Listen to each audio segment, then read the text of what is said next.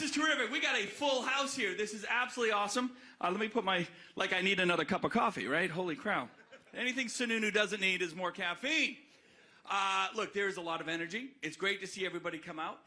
It's Thursday and a mid-morning. Usually, I've been to some of these town halls with some of the candidates. It's good if you get 50 or 70 or anything type of people in here, but the fact that we have a full house, standing room only, they had to turn people away, that tells you something. There's energy going on. There's a movement going on here. There's a lot of folks getting engaged with the race. We had, what, 13 candidates, something like that, 5 or 6 months ago, and you see me do all that national media. I said, don't worry. We're going to narrow this down. The field is going to, I don't think so. It's going to be a repeat of 16. No, it has narrowed down. We're really down to just a few candidates at this point. And for me, really probably more than anyone else in the country, I've done a dozen events with DeSantis and Christie and more than my fair share with Nikki. I've seen them all. And they're all good candidates. They're all great governors, good candidates. But at the end of the day, who has that live free or die thing? Who's connecting with folks on an individual level? Who stands there and kind of gives you their policy and this is where I am and waves and gets off the stage and goes home? But who takes time to say, give me your questions. What is going on in your world? What is going on in New Hampshire's world? Where's the mental health system failing? Where are we not getting the opioid opportunities and treatment and recovery and services, right?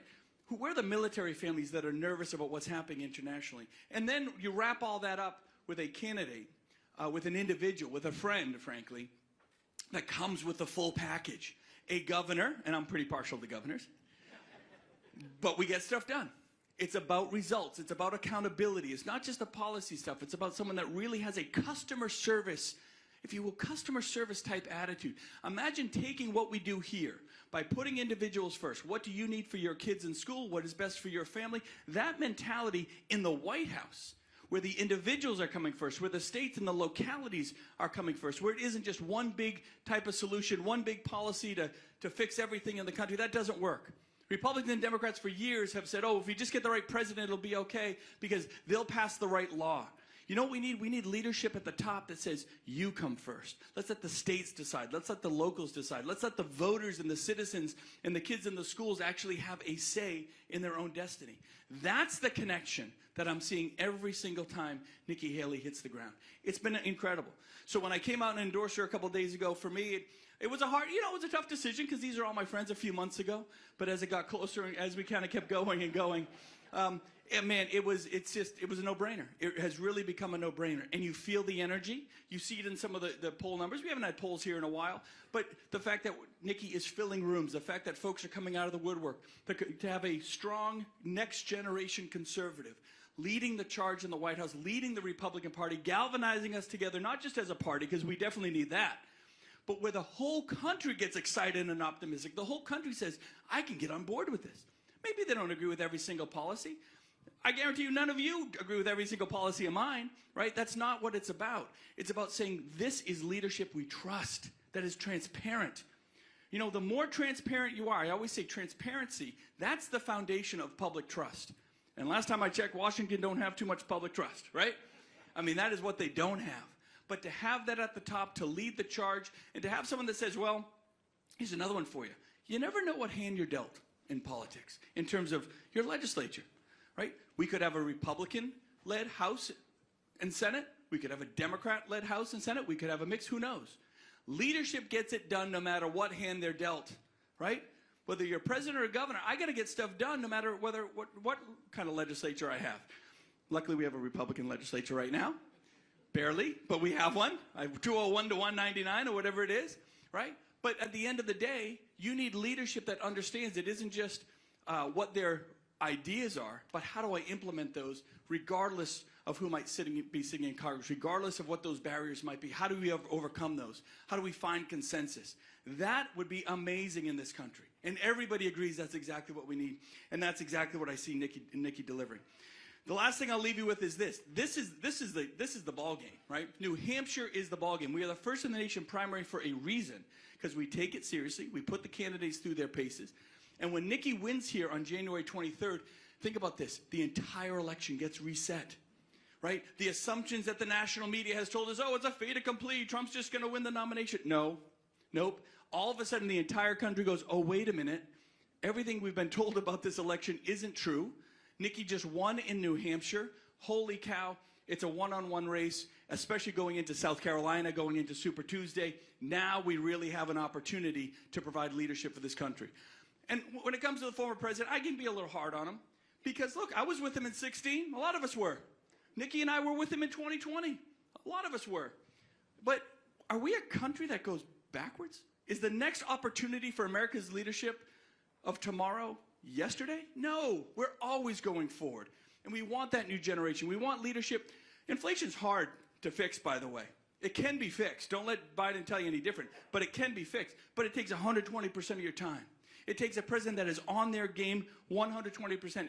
You want to deal with the issue going on in Israel, what's going on in Ukraine, securing the southern border. Absolutely imperative that that happens. But you need a president giving 120% of their effort to all of that, not someone who's being distracted. Whether right or wrong, whether it was fair or not, political or not, what Trump is dealing with is a constant distraction. For not just today, guys. This is going to go on for years.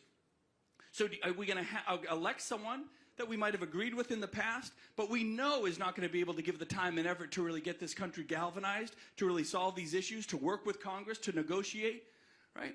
To drain the swamp? One of the things I'm most proud about in New Hampshire, we're ranked the most efficient government in the country. As an engineer, I'm very, very proud of that.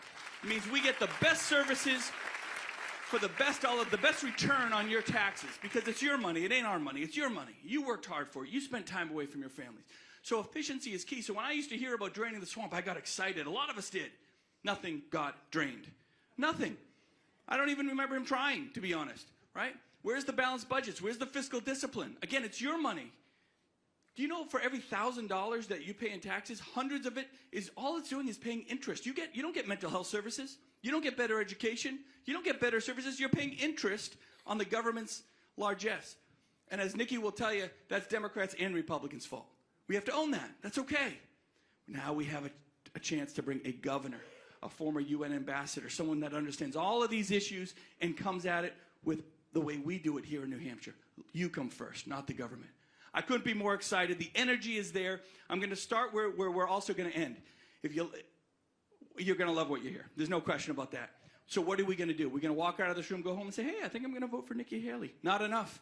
Not enough. This is New Hampshire. You got to talk to your coworkers. You got to talk to your family. You got to talk to the weird uncle that comes over at Christmas. I don't care who it is.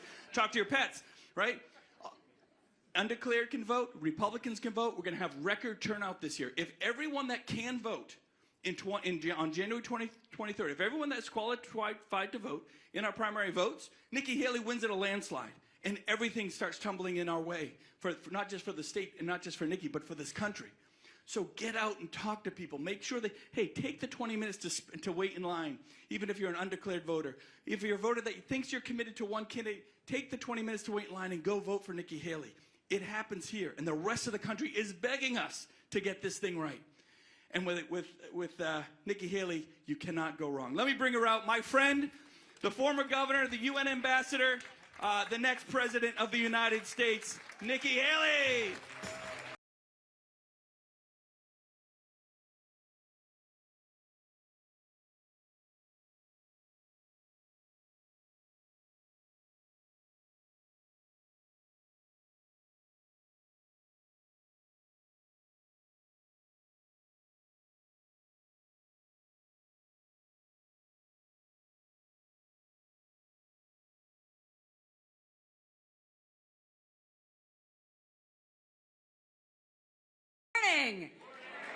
It's great to be here. It's great to be back in the Granite State. I love coming back. You've got a beautiful state. But can I just say, it's cold outside. My southern skin. Like, I keep talking to all you guys, and y'all say, oh, this isn't anything yet. And all I kept thinking is, what else do I put on? Like, how do you deal with that cold? But, you know, you guys are tough. You can handle that, so I'm going to have to get tough, too, because get used to this face. I'm going to keep showing back up. So how many of you are coming to a town hall to see me for the first time? Raise your hand. Chris, you have a lot of friends. I mean, that's really, where have you guys been? Well, we're thrilled to do that. You know, there's something, it's been a great couple of weeks for us. I mean, first of all, you know, to get an endorsement from the most conservative, freedom-loving, largest grassroots organization in the country, Americans for Prosperity, endorsing us last week, to now getting an endorsement from the Live Free or Die governor. Pretty amazing. Pretty amazing. You've elected him over and over again because what's he done? He's cut your taxes. He's made sure you don't pay income tax. He's made sure you don't pay sales tax. He's made sure you don't pay estate tax. He's cut business taxes. He's cut property taxes. And he's made sure your freedoms are intact and government never touches them. And that's huge. Now think about, wouldn't it be great if we lived in a live free or die country?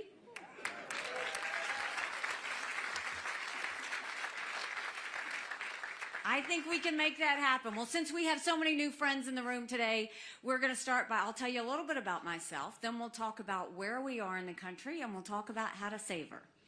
I was born and raised in a small rural town in South Carolina.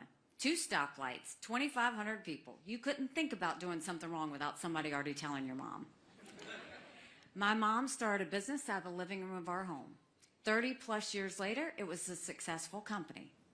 I started doing the books for the family business when I was 13. It wasn't until I got to college that I realized that was child labor. I'm not an Ivy Leaguer. I went to a public university. I went to Clemson University. Go Tigers. Got some Tigers in the room. And I graduated with a degree in accounting. Accountants are problem solvers. We got a couple of accountants in the room. I love that. Lawyers, don't get your backs up, but we are. We're problem solvers. I went on and worked in the corporate world for a while, and then I came back home to the family business. And one day I happened to be telling my mom how hard it was to make $1 and how easy it was for government to take it. And my mom said, quit complaining about it and do something about it. I truly did not know you weren't supposed to run against a 30-year incumbent in a primary. Ignorance is bliss. I had never been politically active. Once I realized he was related to half the district, the only option was to win. So I went around the district and said, we have way too many lawyers at the State House. I think we need a really good accountant. And the district took a chance on me and we won. When I got to the State House, I really focused on small businesses. I think small businesses are the heartbeat of America, and I wanted to make sure that we were fighting for them. And I had been in the legislature 3 or 4 years, and South Carolina typically voted on things by a voice vote. All in favor, say aye. All opposed, nay. The ayes have it. But one day they passed a bill that would give legislators a pay raise.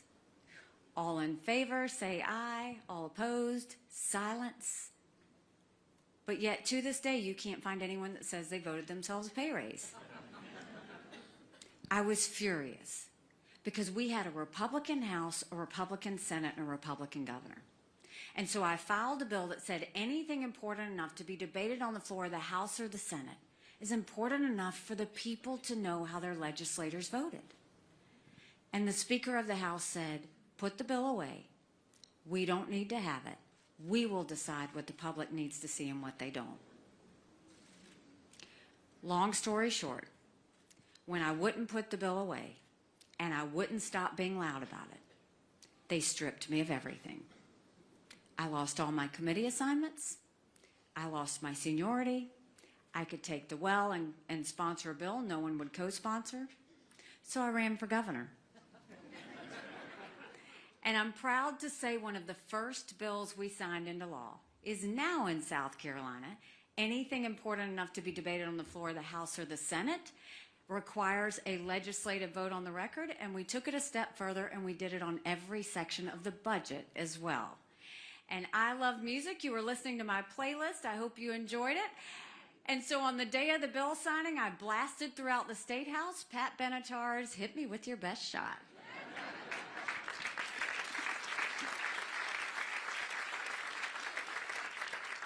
When I became governor, South Carolina was hurting. We had 11% unemployment. We had thousands of people on welfare, and South Carolina was the butt of the jokes. And we got to work. By the time I left, we were building planes with Boeing. We were building more BMWs than any place in the world. We brought in Mercedes-Benz. We brought in Volvo. 5 international tire companies. They were referring to South Carolina as the beast of the Southeast, which I still love. We announced jobs in every county in the state. We moved that 11% unemployment down to 4%. We acknowledged some truths. We said if you have to show picture ID to buy Sudafed, if you have to show picture ID to get on a plane, you should have to show picture ID to protect the integrity of the election process. We passed voter ID in South Carolina.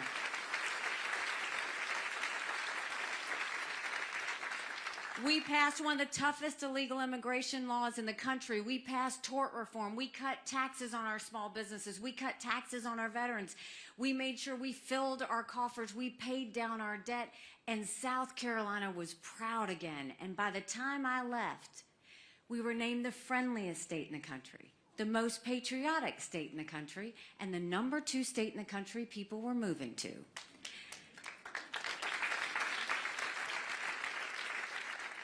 And then I got the call for the United Nations.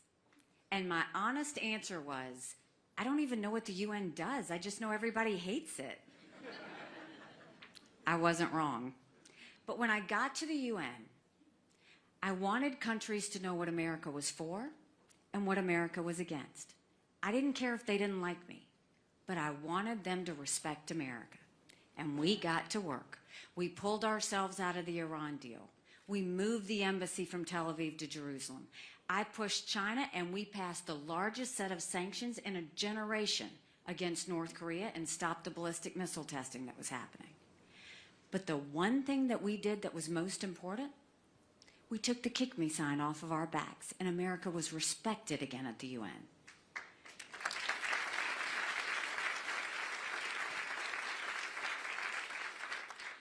Now I'm running for president, and I don't need to tell you how bad things are. You don't have to turn on the TV to see it. You feel it when you're in the grocery store. You feel it when you fill up your car with gas.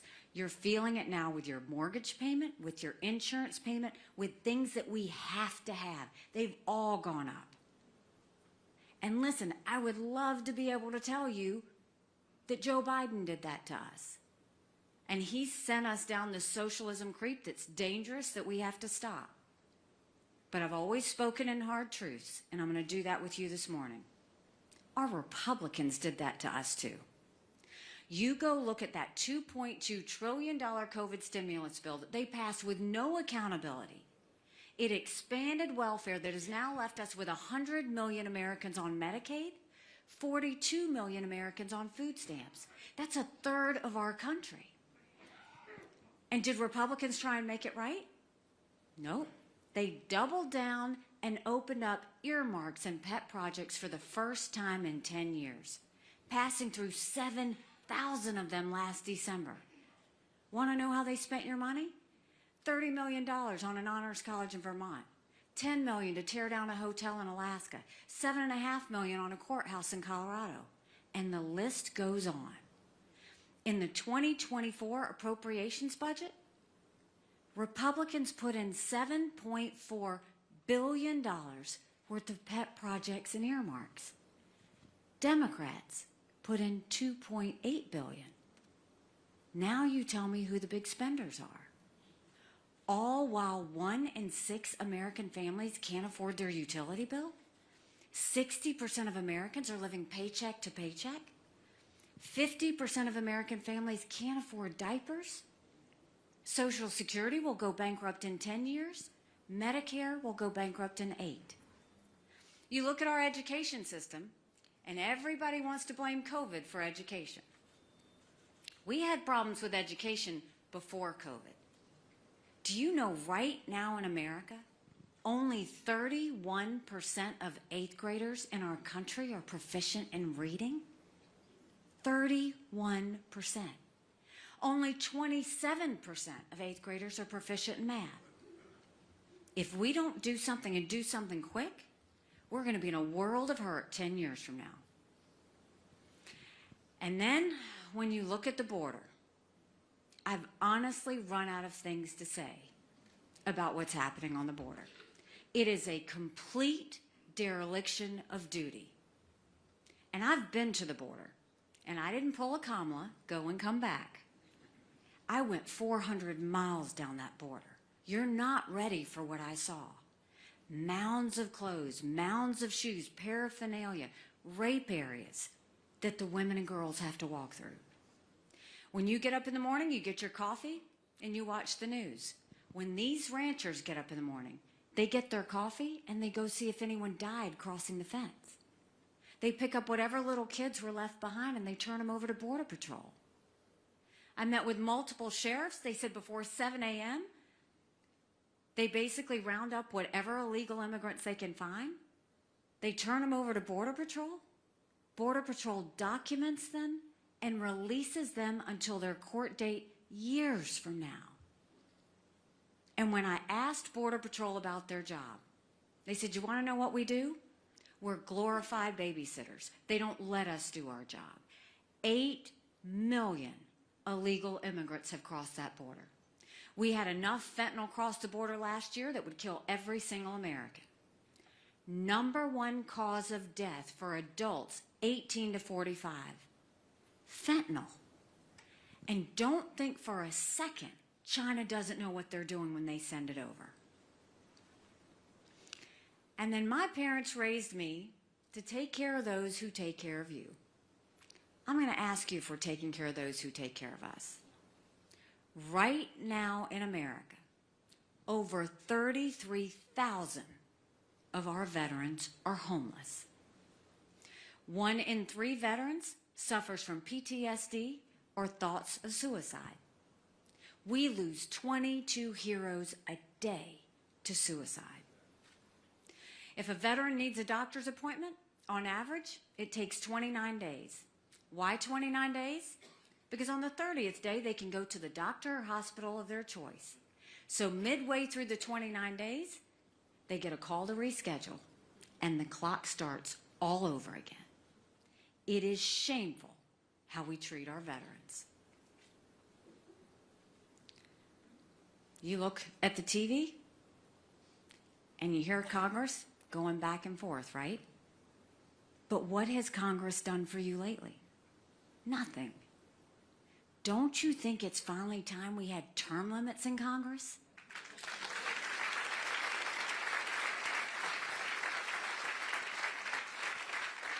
Don't you think it's time we had mental competency tests for anyone over the age of 75?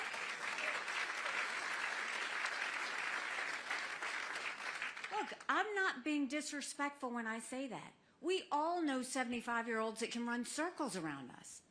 And then we know Joe Biden. These are people making decisions on our national security. These are people making decisions on the future of our economy. We need to know that people are at the top of their game. Right now, the Senate's the most privileged nursing home in the country. We got to start getting this right. So that's a lot of bad, right? It's hard to find anything good. But now I'm going to tell you what I told South Carolinians when I became governor. No more whining. No more complaining. Now we get to work. How do we fix it? Let's start with the economy. The first thing we do is we claw back the over $100 billion of unspent COVID dollars that are still sitting out there. Instead of 87,000 IRS agents going after middle America, let's go after the hundreds of billions of dollars of COVID fraud. 1 out of every $7 was spent fraudulently. If 8% of our budget is interest, quit borrowing. Cut up the credit cards. You have to balance a budget every day. I had to balance a budget as governor. Chris has to balance a budget. Why is Congress the only group that refuses to balance a budget? They have one job, and that's to pay for government. They're supposed to deliver a budget on time. Do you know Congress has only delivered a budget on time 4 times in 40 years? I think if they don't give us a budget, they don't get paid. It's that simple.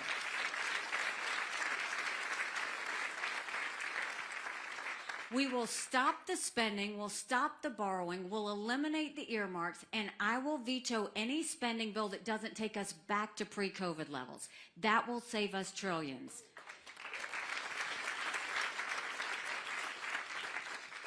We will take as many federal programs as we can in D.C. and send them down to the states. That will reduce the size of the federal government, and it will empower people on the ground. Think welfare, think healthcare, think education. We could do a lot of that. Do you know right now, 70% of federal employees are still working from home 3 years after COVID? Do you know 75% of most of our agencies are still sitting empty? We're paying for that. That's ridiculous. We'll get that back on track. And the other thing we're going to get back on track is we're going to let the middle class breathe again. Right now we're watching the rich get richer and the poor get poorer. We've got to open it up for the middle class. And the way we'll do that is we'll eliminate the federal gas and diesel tax in this country. We'll cut taxes on the middle class and simplify those brackets. And we will make the tax cuts on small businesses permanent, not temporary. They made corporate tax cuts permanent, but they made small business tax cuts temporary. We're going to make those permanent because they are still the economic engine of this country, and we have to take care of them.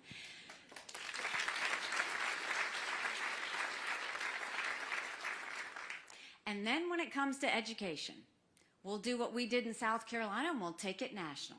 We knew if a child couldn't read by 3rd grade, they were 4 times less likely to graduate high school. So we started holding our kids back, not pushing them forward. We brought in their parents. We did reading remediation plans. We set them up for success. We have got to do that nationwide because we have got to get our kids reading again. We owe it to them to get them reading again.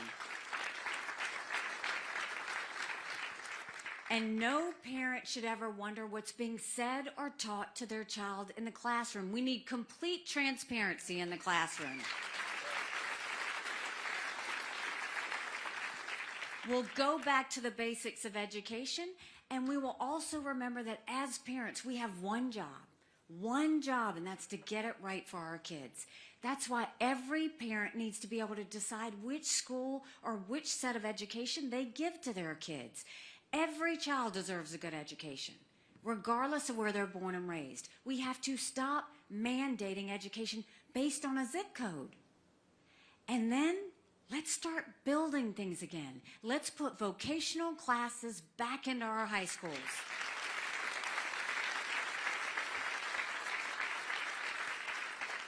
We had apprenticeships all over South Carolina. We taught our kids how to build the things we were making. That way they got invested in our economy even before they finished. That's how we'll get them back in the fold. And then when it comes to our border, we'll take what we did in South Carolina and we'll go national. We will do a national E-Verify program that requires businesses to prove that the people they hire are in this country legally. We will defund sanctuary cities once and for all.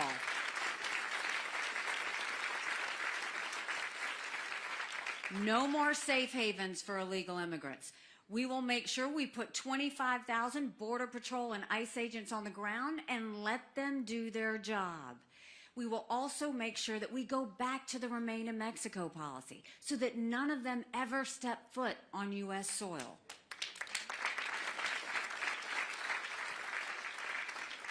And instead of catch and release, we'll go to catch and deport. That's how we'll stop the bleeding that's happening on the border. And when it comes to our veterans, we have all seen the images when our men and women deploy and the tears that are shed. And then we see the images when our prayers are answered and, God willing, our men and women come back home to us safely. I'm the wife of a combat veteran. My husband deployed to Afghanistan. The day he came home, it was a lot of prayers answered. It was a good day. But that was the easy part. When we got home, life got hard. Michael couldn't hear loud noises. He couldn't be in crowds. Life had passed him by for the year that he was gone, and the transition was tough. We can't just love our men and women when they're gone. We got to love them when they come back home, too.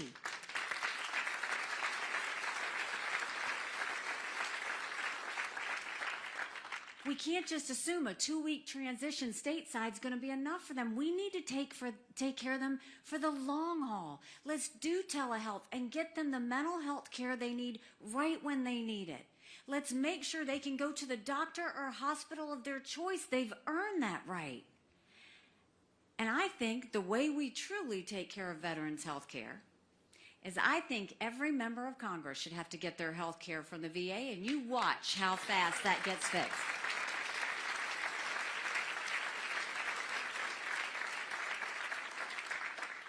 Senator, I'm telling you, it will be the best health care we've ever seen, guaranteed. And there were 2 things when I was at the United Nations that Russia, China, and Iran never wanted us to have.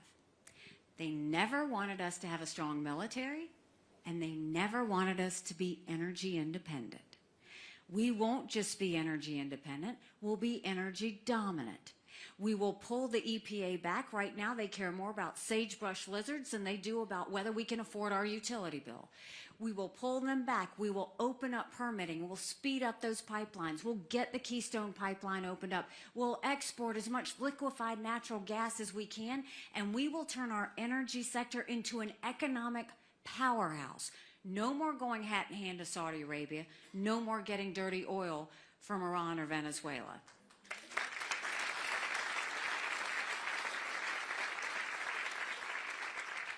So that's the domestic side of things.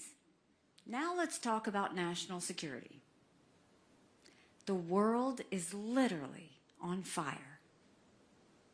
We've got a war in Europe. We've got a war in the Middle East. You've got North Korea testing ballistic missiles. You've got China on the march. But make no mistake, none of that would have happened had we not had that debacle in Afghanistan. The idea that my husband, Michael, and his military brothers and sisters who served there had to watch us leave Bagram Air Force Base in the middle of the night without telling our allies who stood shoulder to shoulder with us for decades because we asked them to be there. Think about what that told our friends. More importantly, think about what that told our enemies. And now what are you hearing from D.C.? They're telling you, well, do we support Ukraine or do we support Israel? Do we support Israel or do we secure the border? Don't let them lie to you like that. You deserve better than that. That's a false premise. Let's take it one at a time. Let's start with Ukraine. First of all, you should know that at the United Nations, we had no better friend than Ukraine. They voted with us on everything. They supported every initiative that we did, whether we asked for it or not. Here you had a pro-American, freedom-loving country who was invaded by a thug, and 500,000 people have died because of Putin. Bless you. And when you look at what happened there, they're fighting for their very survival. Now, everybody says, but how does this war end? This isn't that hard. If Russia leaves, the war is over. If Ukraine stops fighting, they lose their country. I don't ever think we should ever give cash to any country because you can't follow it.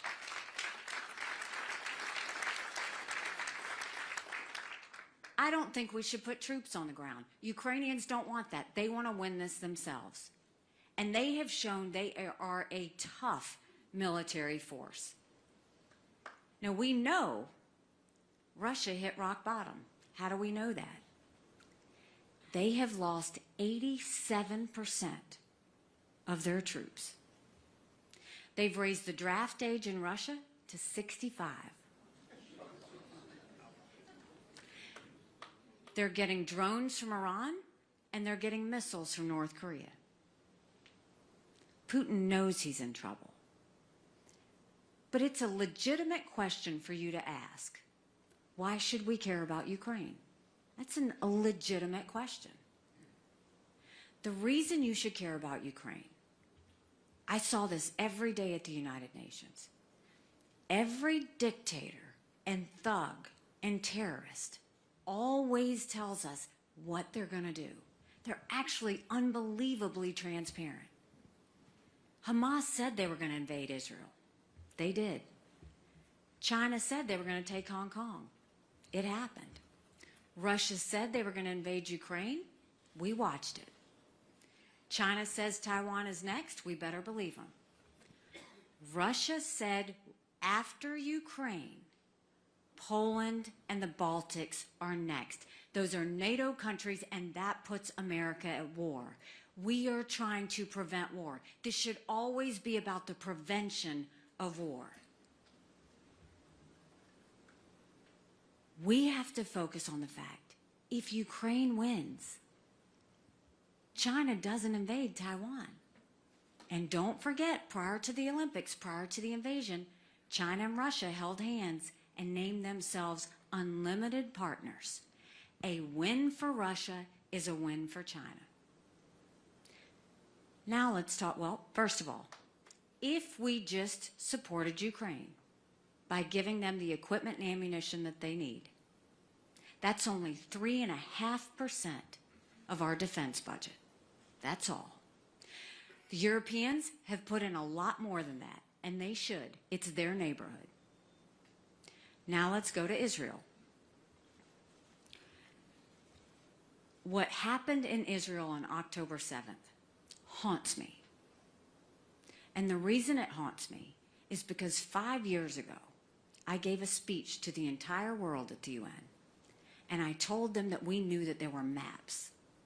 And these maps were held by Hamas.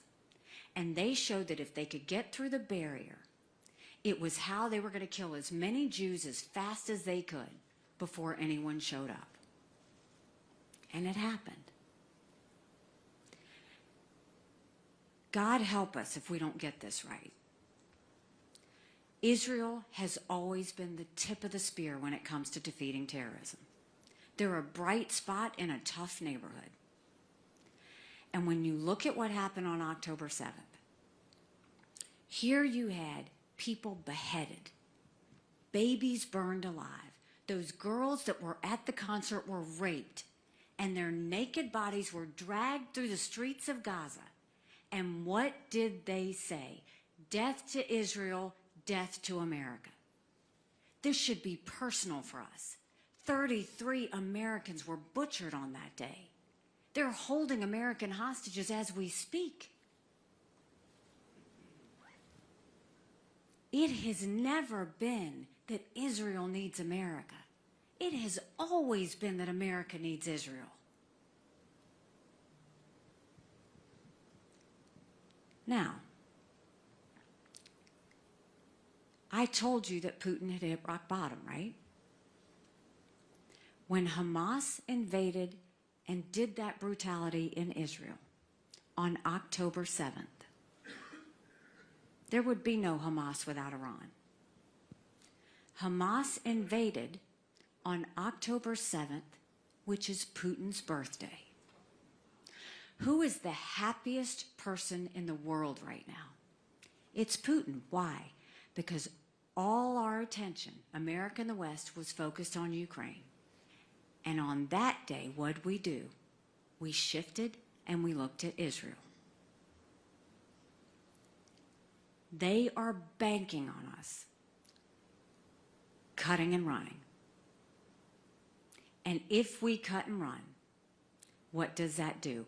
Putin didn't call Netanyahu after October 7th until 10 days after. You know what he did the very next day? He invited Hamas to Russia, and they went, and they held hands and named themselves friends. Don't ever forget that connection. Now, if we support Israel, or if we support Ukraine, and we support Israel, that's only 5% of our defense budget. 5. Now, when it comes to securing the border, that should be priority number 1, without question.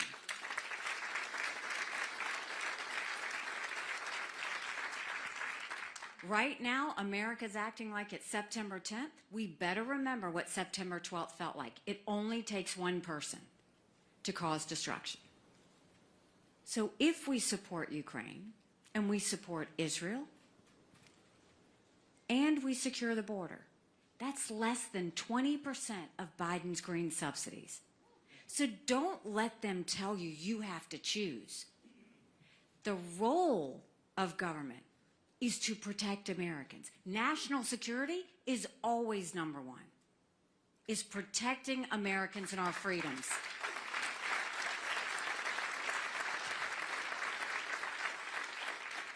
So now let's talk about our number one national security threat. If all that wasn't enough, it's China. China has been preparing for war with us for years, and that's not me exaggerating. They've already infiltrated our country. They've bought 400,000 acres of U.S. soil, most recently near Grand Forks Air Force Base, where our most sensitive drone technology is. They have put millions of dollars into our universities, stealing our research and spreading Chinese propaganda. You got all upset about the Chinese spy balloon, and you should have. But what about the fact that 90% of our law enforcement drones are Chinese? Think about the mini surveillance that's happening now. They put a spy base off our shores in Cuba. It's just a matter of time before they want to put military there. We can never let that happen. There's technology that builds up Chinese military and threatens America. And the Biden administration approved 70% of it last year. And we've had more Americans die of fentanyl than the Iraq, Afghanistan, and Vietnam wars combined. 75,000 Americans last year alone. And then China's building up their military at a scary pace. They have 500 nuclear warheads. That's 100 more than they had last year. They've got the largest naval fleet in the world. They have 370 ships. They'll have 400 ships in 2 years. We won't even have 350 ships in 2 decades. They're doing artificial intelligence. They're doing cyber. They're doing space. They've developed hypersonic missiles. We've barely gotten started. And now China's the lead developer of neurostrike weapons. Weapons engineered to change the brain activity of military commanders and segments of the population. That's who we're dealing with. So don't let Biden and Yellen tell you China's a competitor. I dealt with them every day at the United Nations. China never saw us as a competitor. They always saw us as an enemy. We have to look at them the way they look at us.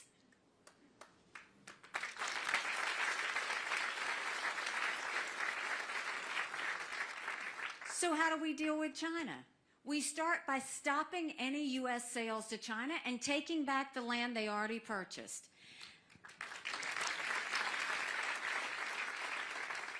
We go to our universities and we say, you either take foreign money or you take American money, but the days of taking both are over. We get that infiltration out of our schools. We blacklist all of the technology that China wants that builds up their military.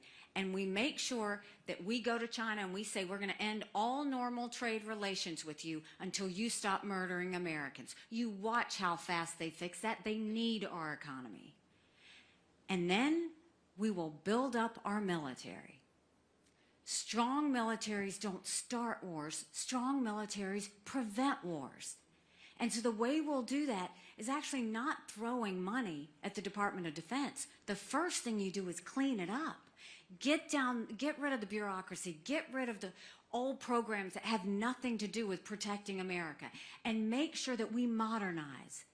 We've got generals looking back at old wars. The new threats facing us are artificial intelligence and cyber and space. We need to be at the top of our game in every one of those. That's how you keep your enemies from even wanting to touch you. And when we modernize like that, get rid of all the extra stuff that our military men and women don't need. For goodness sake, we've got to stop those gender pronoun classes. It's demoralizing to them.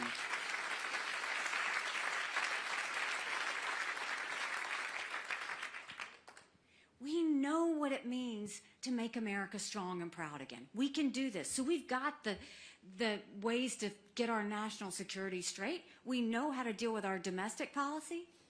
But the first thing we need to do is end this national self-loathing that has taken over our country. The idea that they say America's bad or rotten or racist. I was elected the first female minority governor in history. America's not racist, we're blessed. Our kids need to know to love America. They need to be saying the Pledge of Allegiance when they start school every day.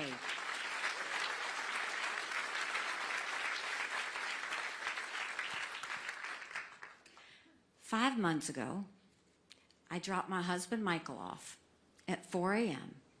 for another year-long deployment.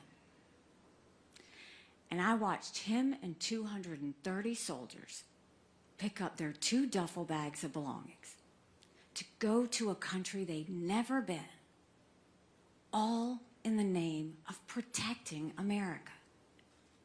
They're willing to sacrifice their lives and their families because they still believe in this amazing experiment that is America.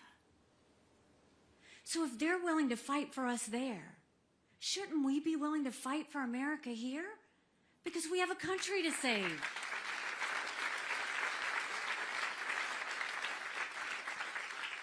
But in order to save her, we've got to acknowledge some hard truths.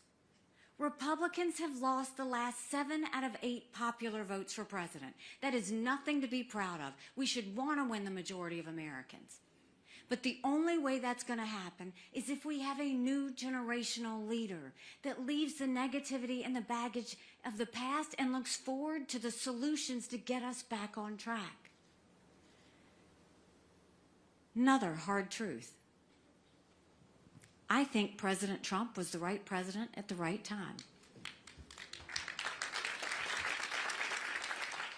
I had a great working relationship with him in his administration. I agree with a lot of his policies. But the truth is, rightly or wrongly, chaos follows him. Chaos follows him. You know I'm right. And we can't have a country in disarray and a world on fire and go through 4 more years of chaos. You can't defeat Democrat chaos with Republican chaos.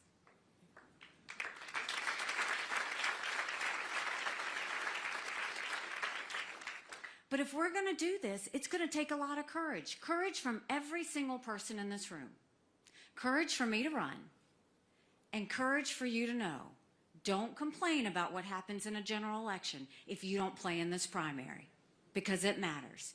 You look at any one of these general election polls, any one of them, and Biden and Trump are head-to-head. Aren't you tired of those nail-biters? On a good day, he might be up 2 points. On the Wall Street Journal poll, he was up 4, which is the margin of error. I'm in every one of those same general election polls, and I defeat Biden by 17 points.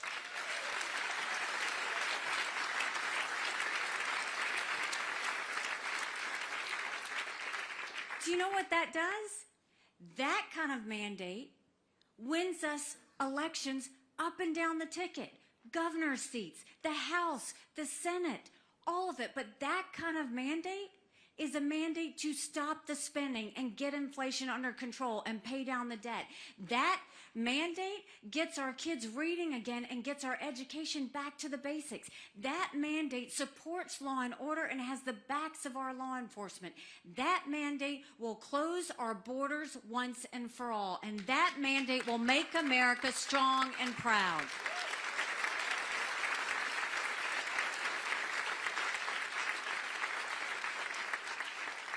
It'll change the entire country.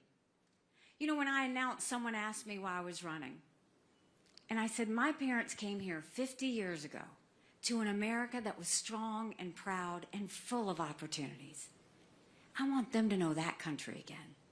I'm doing this for my husband, Michael, and his military brothers and sisters. They need to know their sacrifice matters. They need to know that we love our country. I'm doing this for my daughter who just got married, and I saw how hard it was for her and her husband to buy a home. The average homeowner now is 49 years old. The American dream is getting further away. And I'm doing this for my son who's a senior in college because I'm tired of watching him write papers of things he doesn't believe in just to get an A. That is not us. That is not America.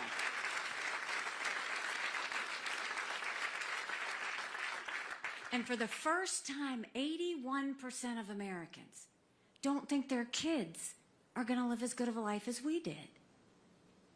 We can't be okay with that. I'm not okay with that. We have a country to save. But I'll promise you this. If you join with me in this movement, if you commit to helping us get back on track, I promise you, our best days are yet to come. Thank you very much. God bless you. I appreciate it. Thank you. Thank you so much. Thank you. Thank you. Thank you. Thank you so much. Thank you, Atkinson. I appreciate it. All right. Y'all sure do know how to make a Southern girl feel good. I appreciate that. So you have been so patient to listen to me. We're now going to turn the mics on you. We will open it up for questions. There's nothing I won't answer. You may not like my answer, but there's nothing I won't answer. We've got two guys in the room with microphones. If you hold your hand up high, they will find you, and we can get started.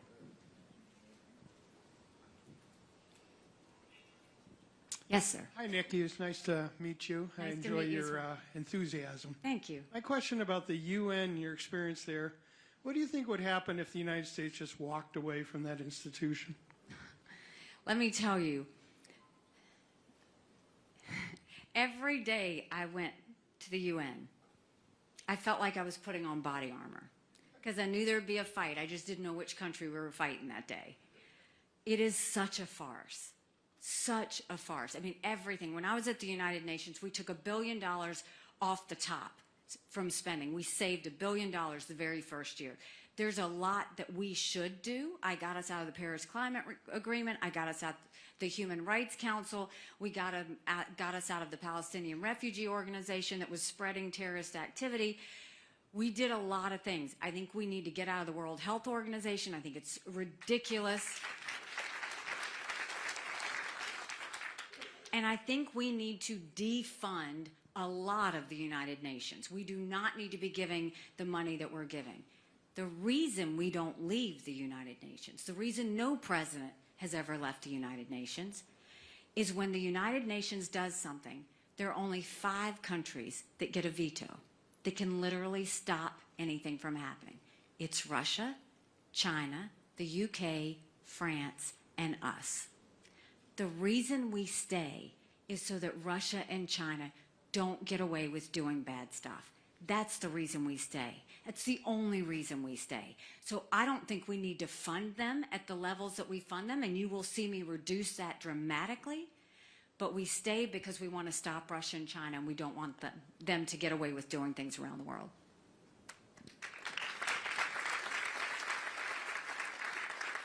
Yes. Yes, ma'am. Hi, Nikki. Hi. Nice to meet you. I was wondering how are you going to save Social Security? Great question. So you heard me say Social Security will go bankrupt in 10 years. Medicare will go bankrupt in 8. Every candidate has said they're not going to touch either one. If you don't touch either one, knowing what I just told you, does that mean they're going to go in and spend 4 or 8 years and leave it bankrupt for someone else to deal with and for us to be out? You can't do that. That's irresponsible. But it doesn't mean you should fear what's going to happen to yours. America should always keep her promises. If you've paid in, if you've put in, you're going to keep what you've done. But we go to those like my kids in their 20s who are coming into the system for the first time, and we tell them we're changing the rules for you. We change their retirement age to reflect life expectancy. Instead of cost of living increases, we do increases based on inflation. We limit benefits on the wealthy, and we expand Medicare Advantage plans so that there's more competition and more options for seniors. That's how we'll go and get it started and get it back on track. If we do the right things now, then our kids will at least have something then. Right now, they know they're not even going to get anything. So that's the way we'll deal with Social Security and Medicare. You don't do it by putting your head in the sand. You actually acknowledge that there's a problem, and you say we're going to start fixing it instead of waiting until it goes bankrupt. Thank you. And ma'am, we have a question right behind you, back here. Oh. Sorry. Yes, sir. Yes, I've been a resident of New Hampshire for my whole life. And thank you for your service, sir. And the first event I went to was Essex Keepwalker. That was a long time ago. Nobody even knows who he is. He ran for president. But you did a very good job presenting the problems of the country. But how are you going to get through the lobbyists in Washington? The lobbyists and the money run the country. The people don't run the country anymore. How are you going to get through the press? The press is going to come out. You talked about chaos with Trump. He had a lot of chaos, but it came from the press. Everything he said, they turned it around. They can do the same thing to you. How are you going to fight that? Well, it's a good point. You know, first of all, I dealt with it as governor. You know, I told you I passed voter ID. The press annihilated me when I pushed for voter ID. They said I was disenfranchising voters. They said I was keeping people out. And so I said to the press, I said, okay, if you think I'm disenfranchising voters, that's the last thing I want to do. So if you're telling me that people can't get to the DMV to get an ID, then I will open it up, and anyone who needs an ID, we will go pick them up. We will drive them to the DMV. We will give them a free ID card, and we will return them home safely. Out of 5 million people in South Carolina, you know how many people called for a ride? 25. 25. We now have more people voting than ever before in South Carolina. We can play that game. At the end of the day, you don't lose sight on what the mission is. Look, I mean, right now, look at the game that the media is giving you. They are going to continue to show you national polls. You know, because you do this, that the polls that matter, if you want to talk about them, are the ones in Iowa, the ones in New Hampshire, the ones in South Carolina. And all of you are now getting involved and getting focused and now handling that. So nothing is what the press tells you. Everything's what we want. You just got to be tough enough to keep pushing through regardless of what they say. And you got to be louder about it. And ask my husband, I have no problem being loud. Now, when it comes to the lobbyists, there are certain things that we need to do. First of all, there is no reason that we should have foreign lobbyists to our Congress. We've got to get rid of all the lobbyists that are lobbying for foreign governments. When I tell you we're going to get this foreign infiltration out of our country, I mean it at every level. That's what ambassadors are for. We don't need lobbyists sitting there telling us what we need to do. The second thing is we're going to do it from the outside in. So let's think about term limits, right? Congress is never going to vote for term limits, right? We know that. I know that. But guess how we're going to deal with it? There's going to be a Haley term limit pledge that when you file to run for office, whether you're an incumbent or a new person, you have an option. You either sign it or you don't sign it. And guess what I do with it? I'm putting that out there for you to know. I want you to know everybody that was signing it and everybody that didn't. So you make the decision based on the information. Everything I've ever done has been from the outside in. It's been using the people as the army and pushing it through. That's how we got legislators to vote on the record. They didn't want to do it. We did it by telling the people and getting them to push it. That's how we've always been able to hold these members accountable, is I trust you. And you will see me give you more information than you ever want, but it's information that's going to empower you and get you to know the facts so that no one can say anything that's not going to be the case. But the other thing we need to do, I think, that's more important than the lobbyists is what do we do with our agencies, right? And this isn't what I say, this is what I did. When I was governor, the first thing I said I wanted to do was control what I could control first. So I changed the head of every agency, whether they were good or bad, because I wanted to freshen it up. You'll see me do that as president. Then I sent people into every agency to clean it up, pull down old regs, pull down bureaucracy, get rid of problem children. In some cases, we tweaked agencies. In other cases, we gutted agencies. And then I got the agencies mission focused. They're not meant to be all things. They have a service to do. They should stay focused on that service. And so I made them start doing 90-day benchmarks to show the taxpayers a return on their investment and get them mission focused. And then I saw that they were spending because they were worried they weren't going to get the same amount of money the next year in the budget. And so I put all the spending online for the taxpayers to see. And then I incentivized them to start giving money back to the taxpayers. And magic happened. The agencies started to compete against each other on who could be the most efficient and most effective. Then after I had done all that, I looked at my legislature and said, now it's your turn. And I gave them a couple of things that were easy and reminded them what it was like to win again.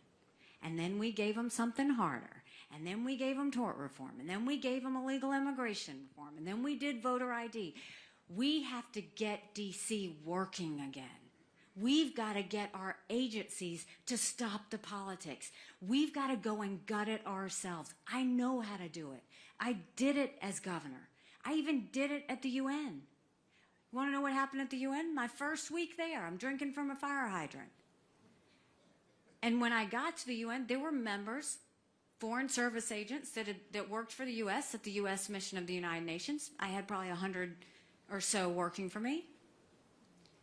And all of a sudden the first week, someone called the press and told them what I was going to do, what my agenda was. None of it was what I had ever said. So I told my staff, I said, find out who this is and fire them. They came back to me, you're never going to guess who it was. It was John Kerry's sister. John Kerry's sister worked at the U.S. mission at the United Nations. And I said, I don't care who she is, you got to fire her. And they said, well, you can't, she's still here for 6 more months. And I said, you take her key pass, you take her computer, I will pay her to sit at home for 6 months. And that's what I did. She never came back. You have to be willing to make people accountable. You have to be willing to make examples of people. I never had anybody step out of line at the U.S. mission at the United Nations again. The tone at the top matters. And it's not threats, it's being able to follow through on what you say you're going to do.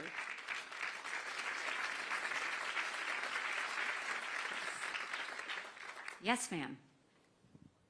She won't let you have the microphone because she doesn't want you to run away with it. I speak, so you have long arms. Firstly, thank you for your support of Israel, and it means a lot to me and to my family. Absolutely. I have 2 sons, too close, 2 sons and a daughter. My oldest son is serving in an IDF combat unit in the West Bank. My middle son is a freshman in college here in the Northeast. My daughter's in 9th grade. Some days I worry more about my freshman in college than I do about my combat soldier in the West Bank. And it shouldn't be that way. This morning I woke up, went to Twitter, and I saw an interview with the head of Chabad at Harvard, so the Jewish student organization. And he said that they had finally allowed him to put up the menorah for tonight will be the 8th night of Hanukkah in front of the Widener Library. But they conditioned it on him taking it down at night. So that was last night. And I asked myself, how does a college, a university with a $53 billion endowment, not have the presence of mind or the wherewithal to post one of their many security guards, to make sure nothing happens to that menorah overnight. And maybe I'm naive, and old, who knows, but October 7th changed everything for us in ways that most of you will never, ever know. And it was horrific, as you know. But what was more shocking is the anti-Semitism that we've seen in this country, and especially on college campuses. Thankfully, we're New Hampshire people, been here for 15 years, California refugees. And my community has just been tremendously supportive, and I am so proud to be a Granite Stater. It's about the time that they will acknowledge us, 15 years. But my friends in Palo Alto, where we came from, took down their mezuzahs from their doors. I went at my husband's and mine expense and bought "We Stand With Israel" signs. We had them made. And we gave them away. I offered to send some to California, and they said, we can't,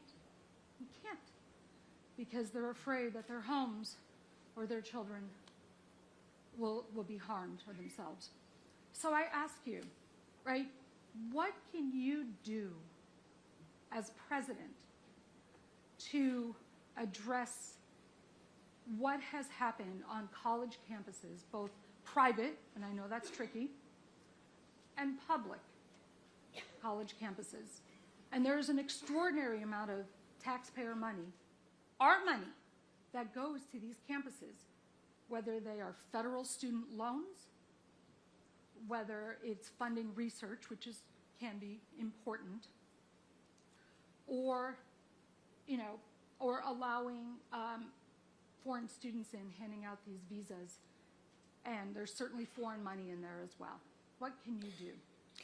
Well, prayers for your son. Prayers for your son in the West Bank. Blessings for your family. Supporting Israel, for me, has always been the right thing to do. I have fought, I will continue to fight, because I do think the soul of our country, it's very important we get this right. Having said that, anti-Semitism has been bubbling up for a while. I know you know that, even before October 7th. It has been a problem. October 7th just blew it out completely. The first thing is, if you saw the hearings of the college presidents, it was nothing short of disgusting. Absolutely disgusting. Colleges used to be the pinnacle of what a responsible individual was supposed to be. They were supposed to teach you what was right and wrong. Those college presidents that you saw on TV, and any college president around the country, had this been the KKK, they would have been up in arms. This is no different. It is just as hateful. That's the part that we have to make sure that we stress. So we first start with the fact that you heard me talk about Chinese money. There's a lot of Arab money in every one of our schools. That's why we have to get the foreign money out of our universities. They either take foreign money or they take American money. We're not going to let them take both anymore, and we're going to expose that. The second thing is, Biden did a great disservice to the Jewish community and to any pro-Israeli people by not including anti-Zionism in the definition of anti-Semitism. To say that Israel doesn't have the right to exist, to say that the Jewish people don't have the right to exist, that's anti-Semitism. And so who follows that definition of anti-Semitism? Governments, universities, schools. So Biden made a huge error, and I think irresponsible decision not to purposely not to include that in there. And the next thing is, every college campus, students should be safe. When we send our kids off to school, we expect them to be safe and protected. We expect them to be able to say what they need to say and do what they need to do and not feel like they're going to get harmed. And I think any college or university that does not acknowledge anti-Semitism, that does not protect our students, we should take their tax-exempt status away, because that's what they focus on.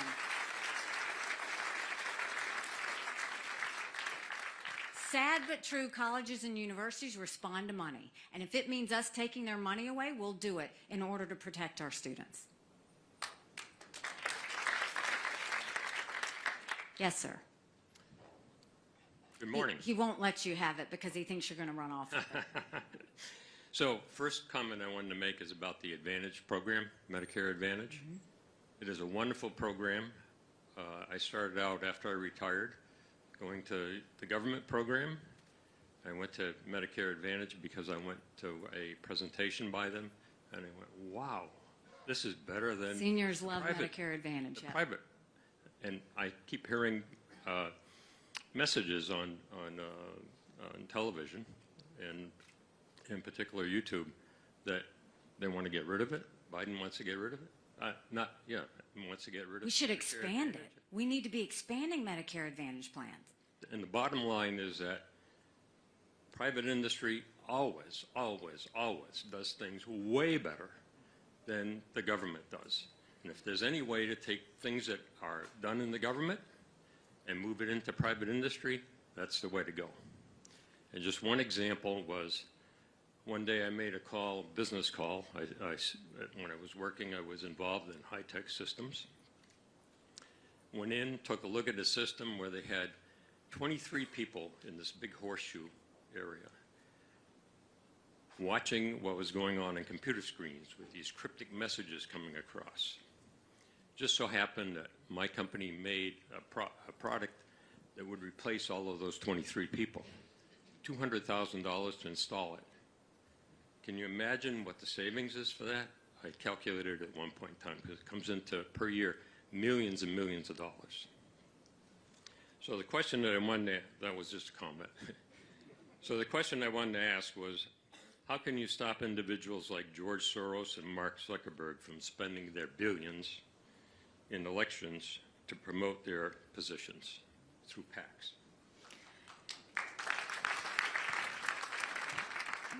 So you went from Medicare Advantage to elections. That was pretty crafty of you. I'll give you that. Okay, first of all, yes, Biden has said that he wants to not do as much Medicare Advantage, but that is also because Biden thinks that government is great, and I have always thought government breaks more than it fixes. And if you give it to the private sector every time, no, it's not perfect, but it sure is a whole lot better than government having it. So I think we need to expand Medicare Advantage. I think we need to open up competition. I think there's a lot I want to do on healthcare, starting with transparency from the insurance companies to the hospitals to the doctor's offices to the pharmaceutical companies to the PBMs. Open it up so we can see their warts and really start calling out what's happening and get the patient out of the back seat and put them in the driver's seat. When it comes to election integrity, really important that we look at the flaws that happened during 2020. COVID put situations where states did things they didn't normally do and did things they shouldn't do.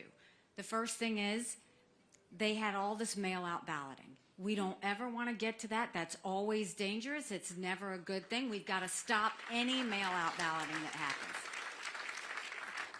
The second thing is we saw a lot of states after that go to voter ID. We want every state in the country to go to voter ID. That's hugely important, and we need to make sure that we push that. We saw state legislatures change the rules without having, we saw secretaries of state change the rules without having permission from their state legislatures. Those things can never happen. We've got to call that out, and you have to hold it accountable.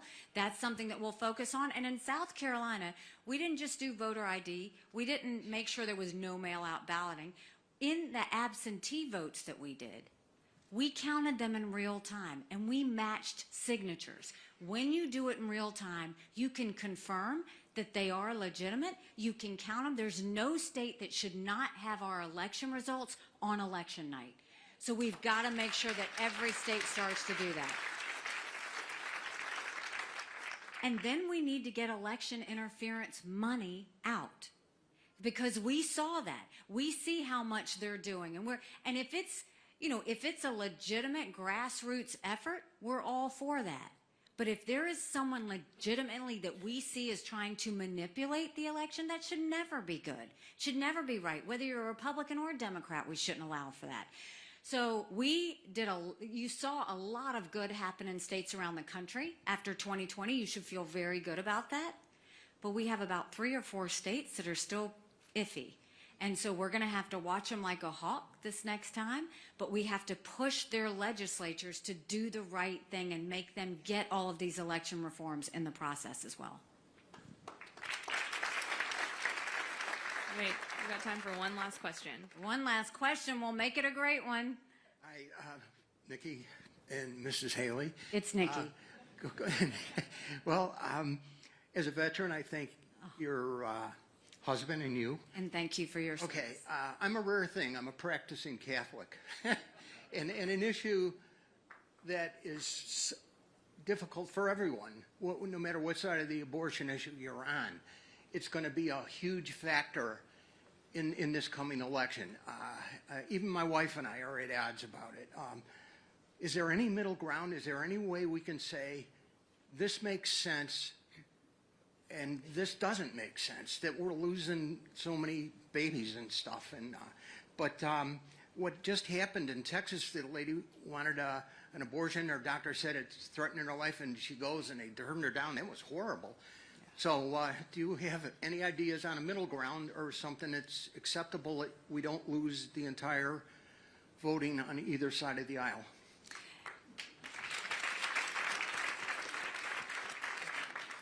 You know, I'll be honest, the fellas just haven't been able to address this the right way. I mean, it really is. Look, this issue, I told you I speak in hard truths. I will continue to do that.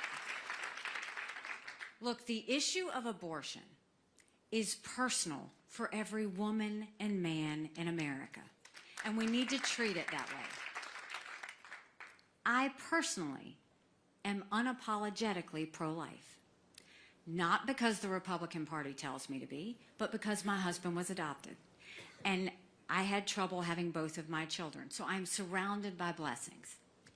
Having said that, I don't judge anyone for being pro-choice any more than I want you to judge me for being pro-life.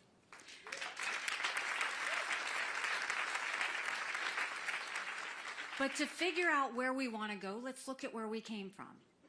Prior to 1973, we had 46 state laws that dealt with abortion. And in 1973, we had unelected justices throw out those 46 state laws and say abortion anytime, anywhere, for any reason. Now I think a wrong was made right, where the unelected justices said it shouldn't be with them, it should be back in the hands of the people. That's where it always belonged. So now we have states making those decisions. Some states are going more pro-life. I personally welcome that. Some states are going more on the choice side. I wish that wasn't the case, but the people decided. So I respect that.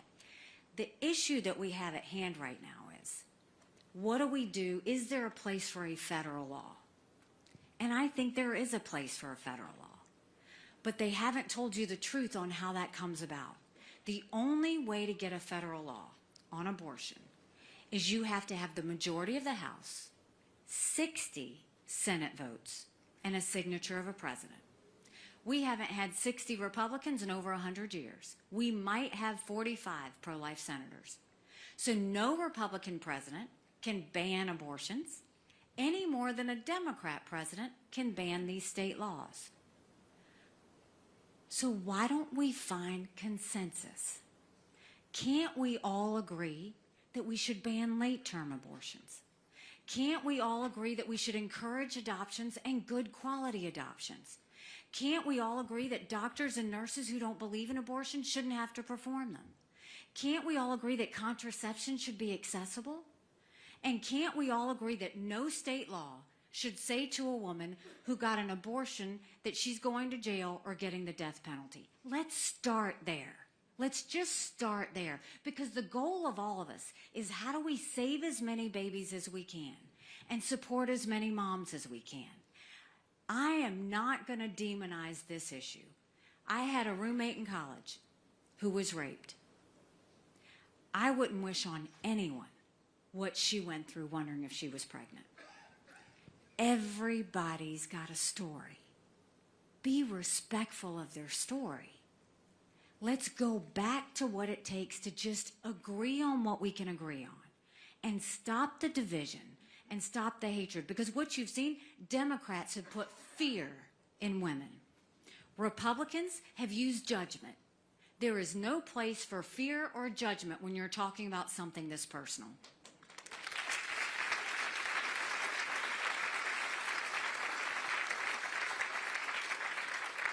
And to answer your question on what happened in Texas, I mean, my heart bleeds for that young mom and what happened.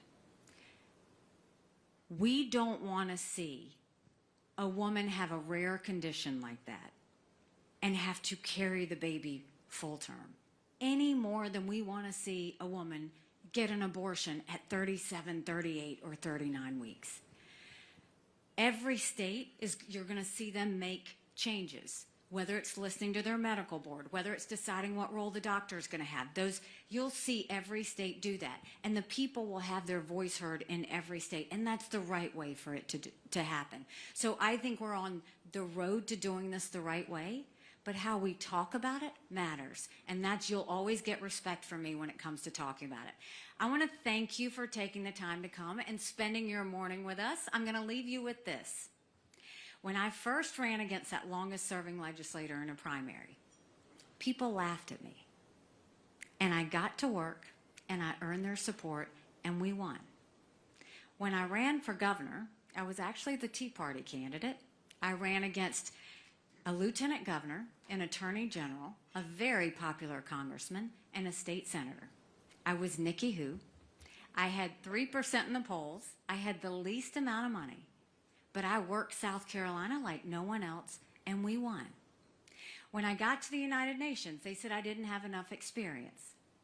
And I got to work and took the kick me sign off of our backs. I have been underestimated in everything I've ever done. And it's a blessing because it makes me scrappy. No one's going to outwork me in this. No one's going to outsmart me in this because we have a country to save. So if you like what I had to say today, go tell 10 people. Go tell your friends and family. Take a yard sign. Go to NikkiHaley.com. Volunteer. Join one of our Women for Nikki or Veterans for Nikki or any of those groups that are involved. Tell your friends and family because they trust you. I trust you. I know we're going to get this right. Now, if you don't like what I had to say, shh. Just don't say anything and don't tell anyone you were here. God bless you. Thank you so much.